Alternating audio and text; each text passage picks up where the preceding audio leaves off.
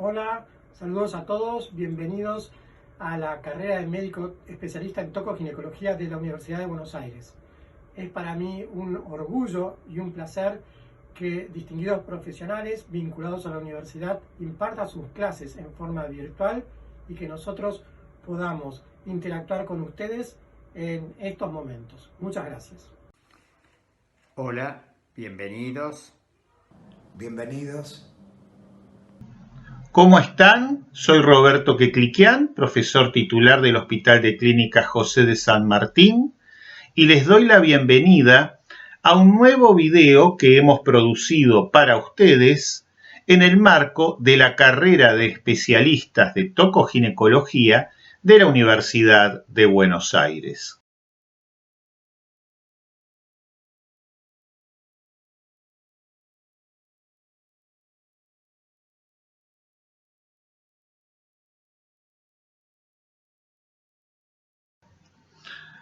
Hola a todos, comenzamos entonces esta nueva charla para la carrera de especialista en tocoginecología de la Universidad de Buenos Aires, donde hoy trataremos el tema primeros 1000 días de vida DOHAD en obstetricia, es decir, las oportunidades que tenemos en relación a tomar medidas que prevengan noxas que pueden resultar perjudiciales en esta etapa que comprende la totalidad del embarazo y los primeros 2 años de vida para garantizar en un futuro, como obstetras, neonatólogos y pediatras, la calidad de vida, la salud y la longevidad de los niños por nacer. Nuestra charla se centrará en la epigenética y el epigenoma dentro del contexto del que llamamos esquema de Quecliquian-Coronel, que fuera publicado en el año 2018 en las clínicas perinatológicas argentinas de ASAPER. Ustedes pueden observar que vemos 3 círculos, uno violeta, uno verde y uno azul, que representan epigenoma, nutrición materna y el microbioma. Básicamente sobre la epigenética hay noxas que generan efectos dañinos y entre ellos la actual pandemia.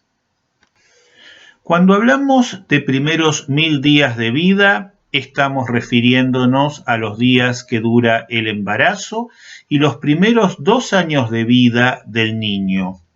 Esto se corresponde con el criterio de DOHAD, que es los orígenes de la salud y la enfermedad que se desarrollará a lo largo de la vida, debido a que en tempranas edades, si padecemos noxas, estas podrán de alguna manera determinar enfermedades crónicas no transmisibles severas en la vida futura, inclusive muchos años después y hasta cerca de la tercera edad.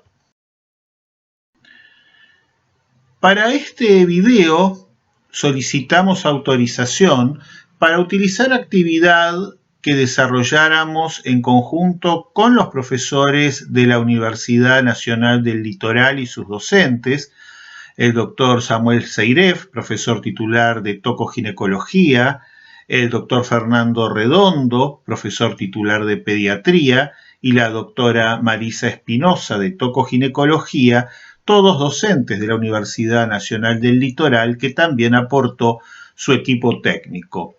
Vemos parte de esa charla. Bueno, les agradezco a todos que estén aquí presentes, les agradezco a quienes están acompañándome por la organización. Y bueno, vamos a iniciar con Roberto. Bueno, bienvenido. Roberto, tenemos aquí presentes médicos, especialistas, profesionales que trabajan con embarazadas y muchos estudiantes. Entonces, la primera pregunta que quería hacerte, como para introducirnos en el tema, es hablar un poco sobre el título. ¿De qué hablamos cuando hablamos de epigenética? ¿Cuál es el rol del ambiente, de los hábitos, de los estímulos que recibimos sobre nuestro genoma? ¿Y cuál sería el impacto en las enfermedades no transmisibles o no denunciables. Bien, hola a todos, hola Marisa, hola Milo, hola Fernando y a todos gracias por la invitación. Bueno, y vamos a entrar directamente en la respuesta de vuestra pregunta. Epigenética es algo que está alrededor de la genética. Básicamente, durante todo el siglo XX, se creyó que lo que determinaban las enfermedades crónicas no transmisibles eran dos factores. Nuestro determinado código genético que nos predisponía a padecerlas y un factor ambiental que eventualmente las desencadenaba. Si teníamos ambas cosas en forma adversa, padecíamos cáncer, enfermedades psiquiátricas, diabetes, una cantidad de patologías que conocemos como enfermedades crónicas no transmisibles, y básicamente comenzó una carrera, más o menos durante la década de 1990, para decodificar el genoma humano. ¿Qué es lo que se pretendía? Se decía que si nosotros, cada uno de nosotros, es una sucesión de bases, adenina, citosina, timina, guanina, que eso se lee y eso determina salud o enfermedad, había algunos de nosotros que estábamos condenados, si el factor ambiental se sumaba, a padecer enfermedad. Por eso básicamente se decía, yo tengo una secuencia que me lleva a un cáncer de pulmón, bueno, fumo, que es el factor ambiental, termino con un cáncer de pulmón. Yo no tengo ese código, puedo fumar como una chimenea y no pasa absolutamente nada. Entonces dijeron, queremos saber esto. Se comenzó a decodificar todos los genes y apareció una sorpresa. Mientras que se debatía en las compañías de seguros sobre si tenían que ser conocidos o no los genomas de cada persona, porque imagínense un pobre desgraciado que naciera con una secuencia que no era favorable a su salud. ¿Quién le daría un seguro médico? Nadie. Entonces se hablaba en ese momento inclusive de prohibir por ley que se conociera nuestro genoma. Sin embargo, apareció una sorpresa. A fin de siglo, ya cuando estamos en el principio de los 2000, si bien el proyecto Genoma Humano tenía que terminar en el 2005, ya en el fin de siglo, Bill Clinton y Tony Blair anuncian los primeros resultados y se encuentran con una sorpresa. Para lo complejos que somos, deberíamos tener 100.000 genes. Sin embargo, teníamos no más de 30.000. Algunas plantas tienen más genes que el ser humano. Esto obviamente, más allá de una herida a nuestro narcisismo, nos llevó a preguntarnos por qué nosotros, cómo siendo tan complejos, podemos tener menos genes que una planta. Entonces, se tomaron viejas explicaciones, que para que la charla sea amena, las voy a hacer con este librito, que bueno, es el libro de Azaper, está bien, podía ser otro, pero está bueno usar el de Azaper. Piensen ustedes que esto que dice acá, Clínicas Perinatológicas Argentinas, fuera la sucesión de bases citosina, adenina, timina, guanina que yo tengo y que determine mi salud o mi enfermedad sumado a algo que me caiga del ambiente. Supuestamente esto era inalterable, yo le paso el dedo y sigue estando escrito acá, citosina, adenina, timina, guanina. Para que esto cambiara, yo tendría que quemar el libro. Esto era el equivalente a Hiroshima, una mutación donde se prende fuego al libro. Y entonces, básicamente, si este era mi destino escrito, nunca iba a poder zafar de él. El problema era que dos personas que tenían el mismo destino escrito y el mismo ambiente padecían distintas enfermedades. ¿Por qué? Porque no estaba solamente lo que se leía, que es el resultado final, en las bases, sino en las bases que se pudieran leer. ¿Y qué significa esto? Si yo pienso que lo que está escrito, las letras acá son citosina, adenina, timina, guanina, en determinado orden que se va repitiendo alternativamente, y yo pienso que el cartón de la tapa son las proteínas que sostienen a estas bases, si yo doblo el cartón, que es bastante más fácil que quemar el libro, ya no se lee Clínicas Perinatológicas Argentinas, se lee otra cosa. Eso es epigenética, es decir, es la interacción de las bases que tengo con las estructuras que las sostienen y las rodean. En principio, el papel, las proteínas, lo que está sosteniendo a esas bases. Pero además, si ustedes hoy miran, especialmente ahí con mi amigo Milo, que es un investigador apasionado de novedades científicas, mira los cánceres y dice metilación de tal cáncer, metilación de tal otra, metilación de tal otra, y uno dice, ¿y esto con qué se come? Bueno, pasado al criollo, esto lo que significa es que si el dedo fuera, este dedo mío fuera un metilo, este dedo se apoya acá. ¿Se lee lo mismo? No. Al leerse en forma distinta, porque yo me metilé, esto era salud, esto es cáncer.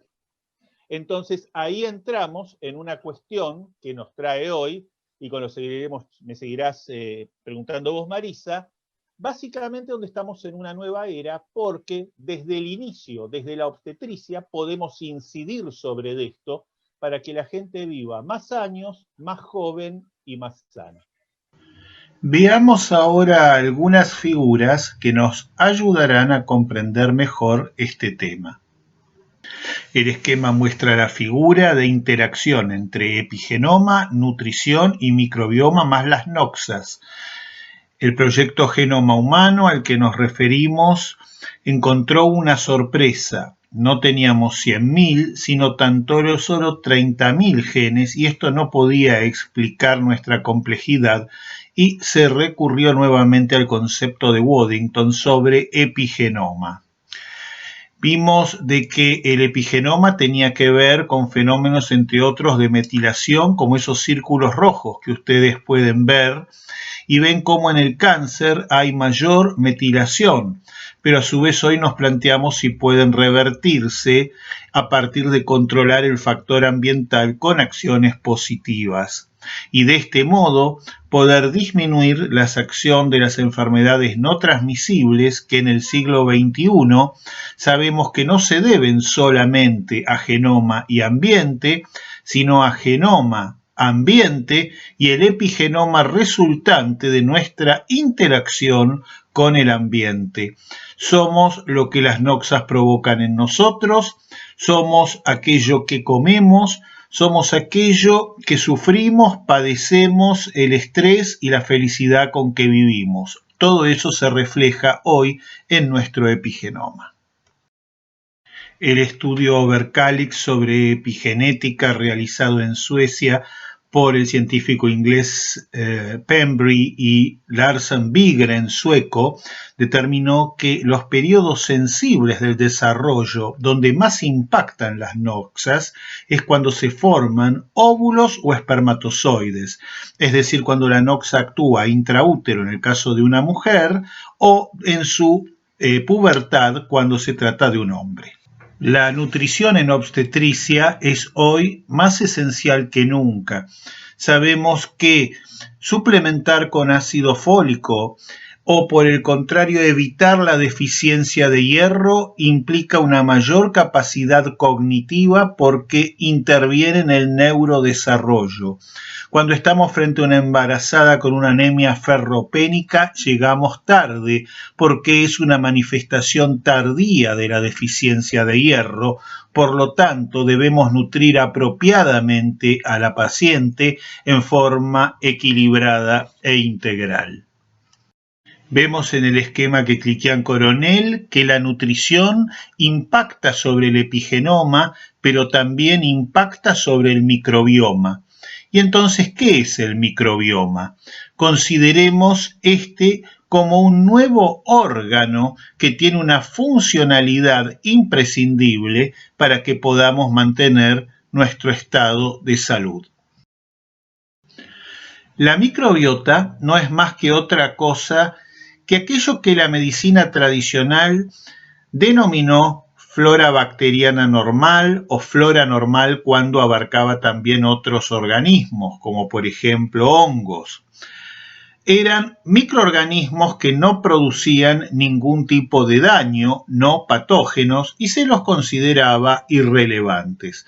Hoy sabemos que el ADN o el ARN de esas bacterias y otros microorganismos que son no patógenos es esencial para nuestra salud o nuestra enfermedad, porque de igual modo que se lee nuestro epigenoma, se lee ese ARN o ADN de los microorganismos de la microbiota, y esto determina salud o enfermedad.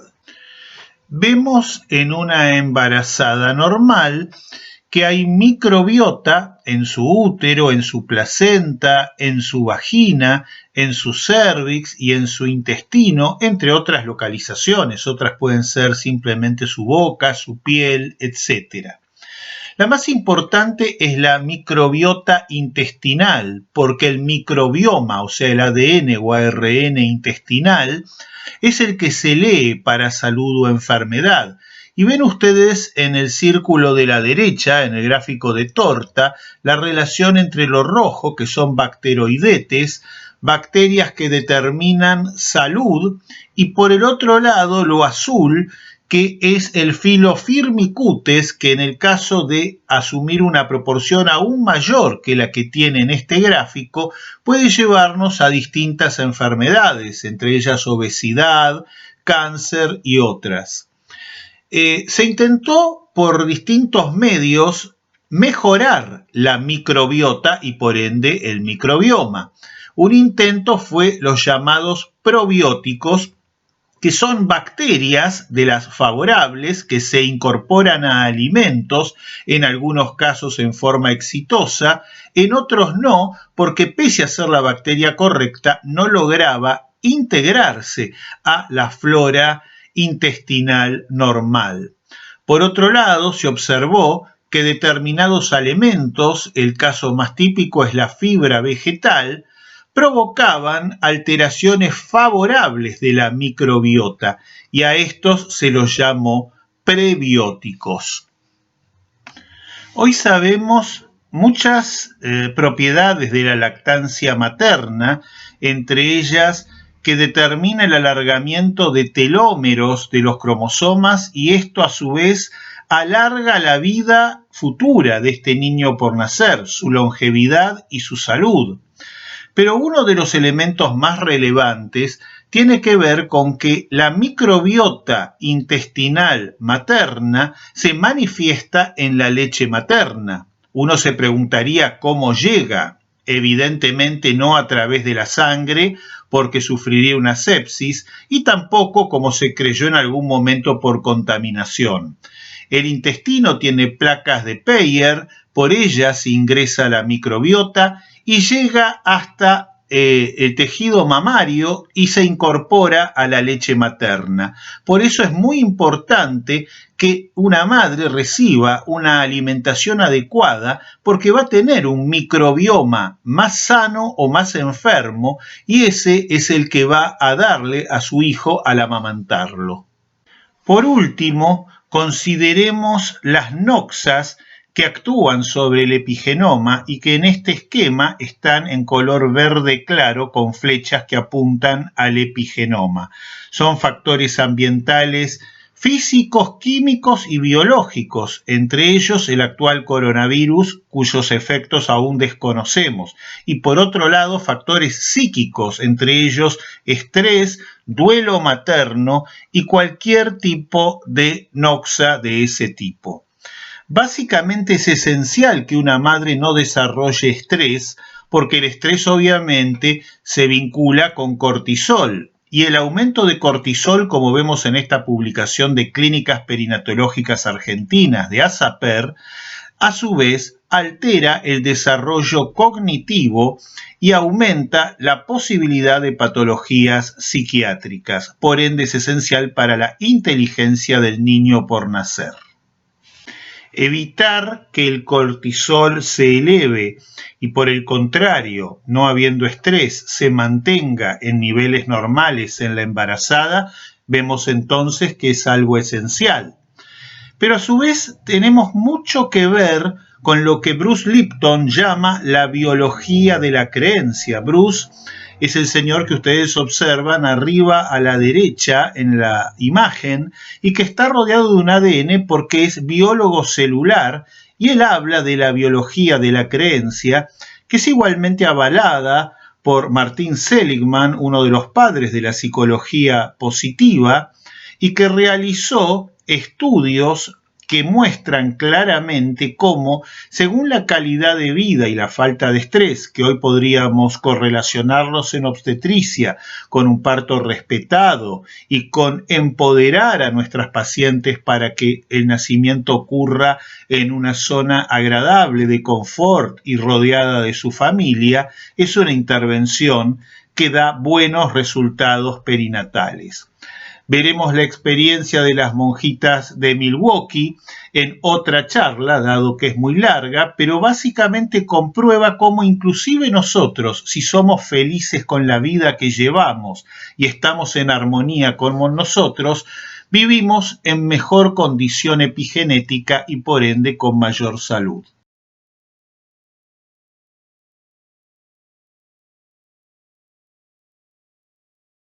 Yo quisiera, aparte de agradecerte la oportunidad y la invitación de tener el honor de tener a Roberto, perinatólogo extremadamente reconocido en Latinoamérica y en todos lados. Es un honor para nosotros compartir este momento con vos. Y voy a abusar de tu conocimiento y de tu vocación también, porque vos también sos abogado, Roberto. Y quería decirte que cuando hablamos de ventana de oportunidades, como te decía Marisa, realmente el nacimiento abre una ventana de oportunidades desde lo asistencial realmente muy importante.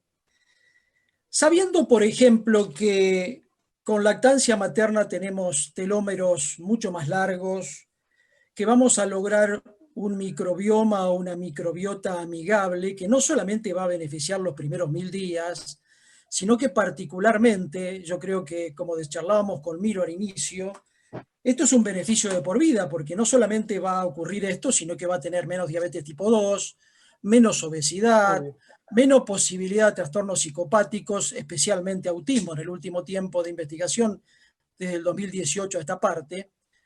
Desde el punto de vista de los derechos, una mamá, una persona, puede darse como bien enterada de los beneficios que tiene al elegir una cesárea o al elegir no darle el pecho a su hijo, sabiendo que seguramente va a tener alguna probabilidad mucho mayor que en el resto de sus días y fundamentalmente va a tener mucho menos coeficiente intelectual para abordar, por ejemplo, el mundo del trabajo en el futuro.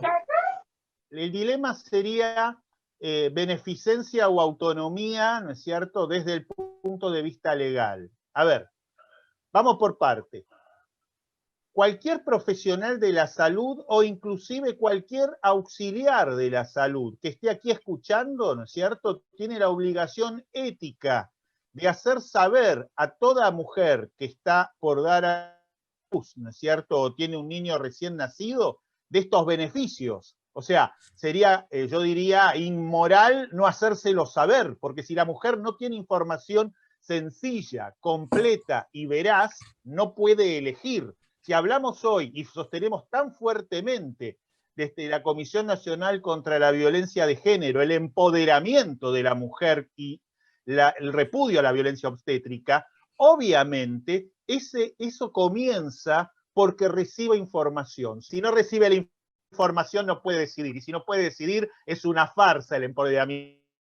Lo que debes hacer es informarle. Ahora, si la señora te puede manejar a vos cualquier cosa, y dice, no, yo la verdad que quiero darle leche de vaca pirulito y quiero desentenderme de mi hijo, vos se lo explicás por todas las vías posibles y la señora no va legalmente. Hoy en día, lamentablemente, ¿no es cierto?, ese daño va porque nosotros los médicos no somos Dios.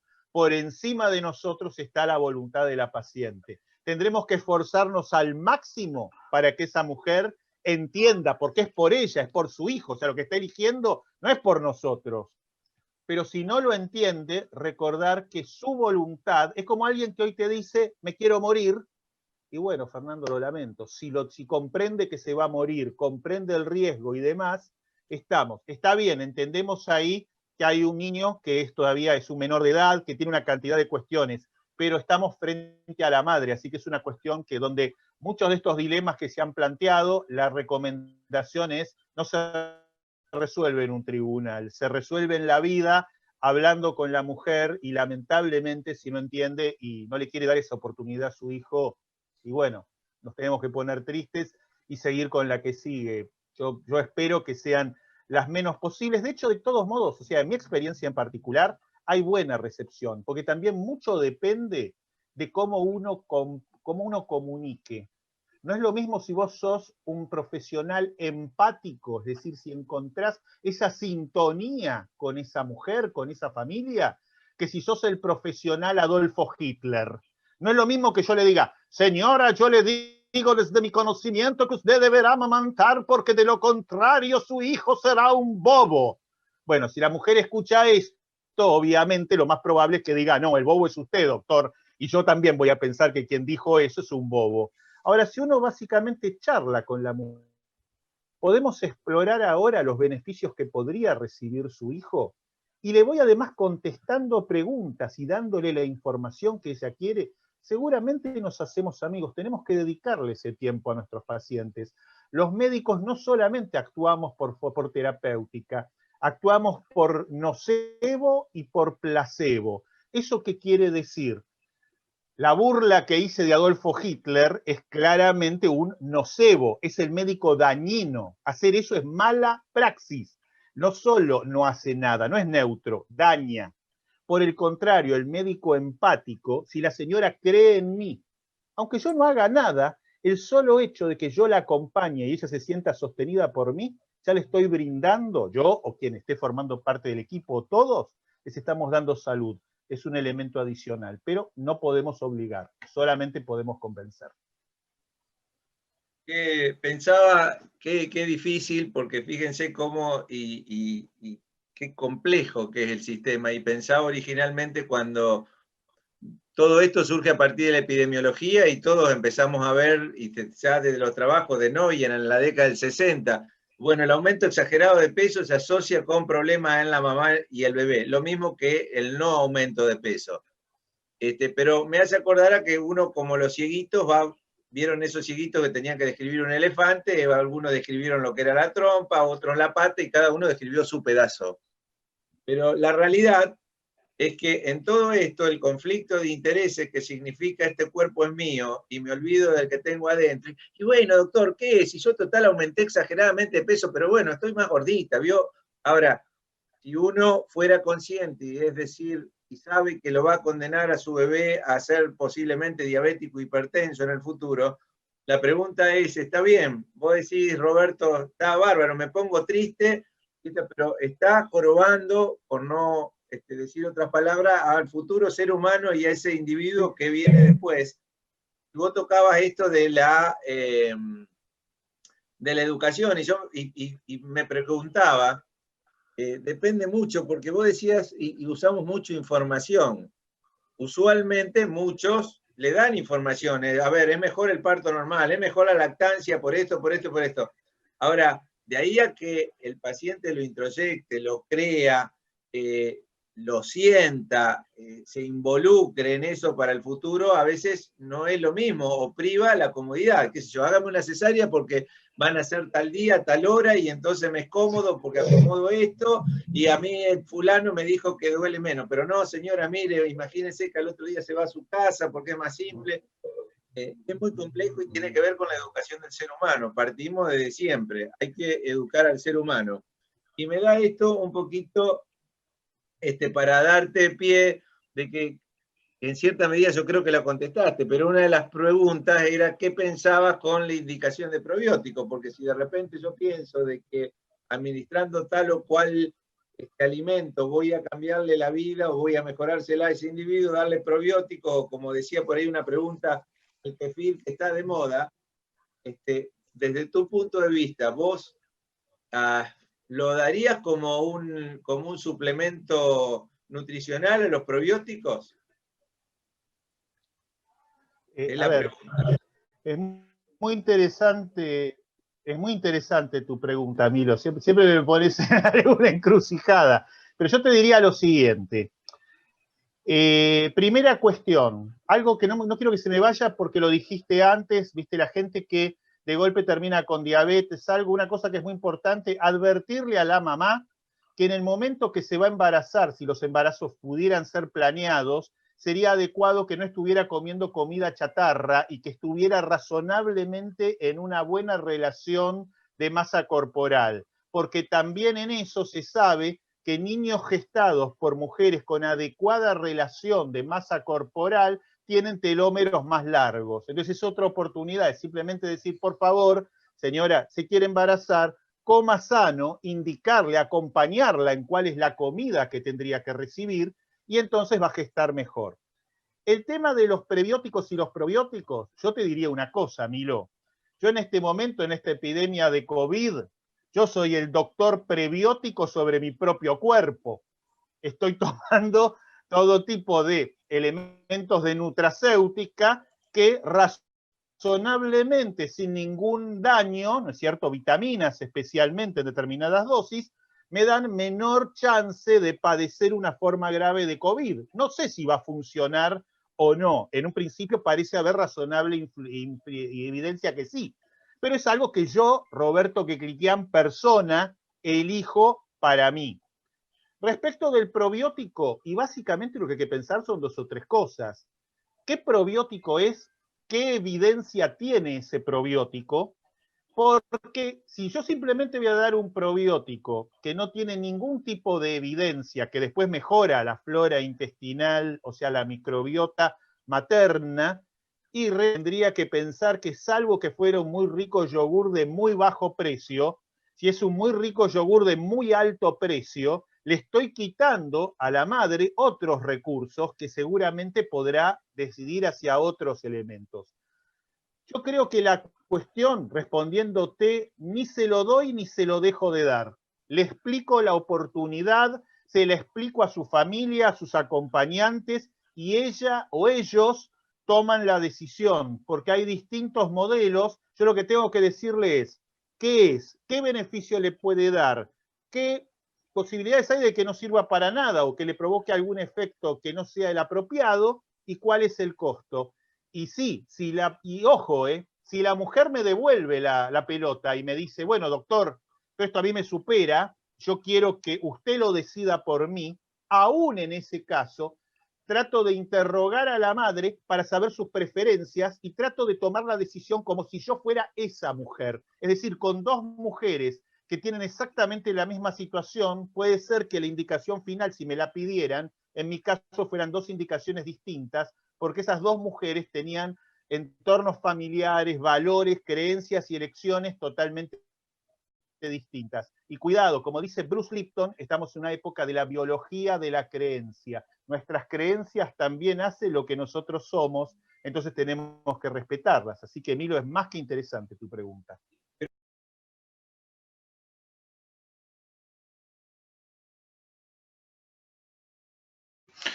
Llegamos al final de esta charla con muchos desafíos, mucho por investigar, mucho por aprender y tomando conciencia que la obstetricia del siglo XXI está en constante progreso y movimiento. Necesitamos mantenernos actualizados y tener una formación para enfrentar dilemas, como muestra la secuencia que se ve en la diapositiva. A veces necesitamos un multiple choice.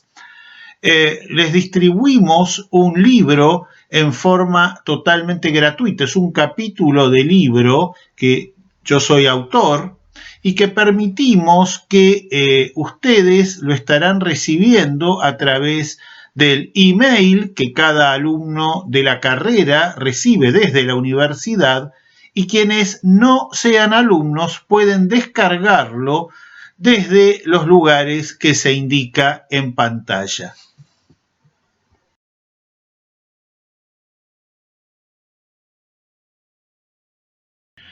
Les agradecemos a todos habernos escuchado. Este video lo pueden encontrar tanto en el sitio web de la Facultad de Medicina de la Universidad de Buenos Aires como en mi canal personal de YouTube. Les mando a todos un cordial saludo. Gracias.